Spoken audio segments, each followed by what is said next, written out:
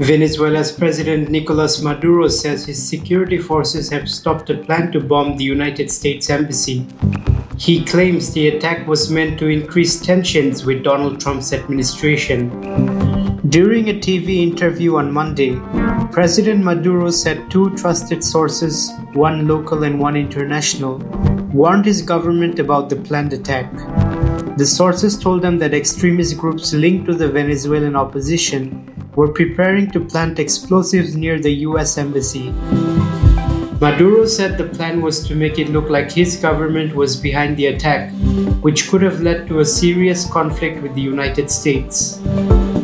Although the US Embassy has been closed since 2019, a small team still looks after the property. The news of this alleged plot comes as reports say US President Donald Trump has ended talks with Venezuela. Trump reportedly told his special envoy Richard Grenell to stop all communication with Maduro's government. The US already has warships and fighter jets near Venezuela's coast as part of what it says is an operation against drug trafficking. The Trump administration has accused Maduro of being involved in the drug trade and even offered a $50 million reward for his arrest. US forces recently struck a small boat in the Caribbean Sea, claiming it was used by drug smugglers. Venezuela's government has condemned these actions, saying they are illegal and could be part of a US plan to overthrow Maduro. The Royal Swedish Academy of Sciences has awarded the 2025 Nobel Prize in Physics to 3 scientists for their groundbreaking work on quantum tunneling. The Academy says their research showed that quantum effects can be seen on a large scale, paving the way for future technologies like quantum computers and sensors.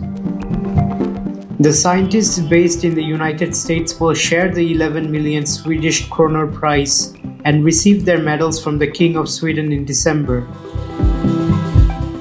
The first day of renewed indirect talks between Israel and Hamas ended on a positive note in Egypt.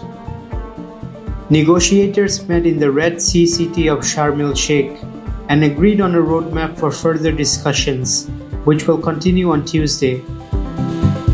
Sources say the talks focused on a possible prisoner exchange, a ceasefire, and a humanitarian aid for Gaza. This comes as today marks 2 years since Israel launched its genocide against Palestinians in Gaza. Indonesia has ended its search for victims at a collapsed Islamic boarding school in East Java after recovering more than 60 bodies. Rescue teams worked for over a week, where parts of the building caved in during afternoon prayers on September 29. Officials say all debris has now been cleared and no more victims are expected to be found. More than 100 people survived the collapse, making it Indonesia's deadliest disaster this year.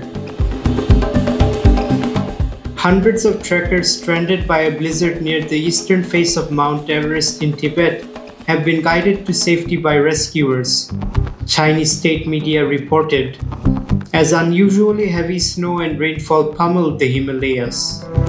Nearly 1,000 people were stranded yesterday as heavy snowstorms blocked access routes to camps. The world's wind and solar farms have generated more electricity than coal plants for the first time this year, marking a turning point for the global power system.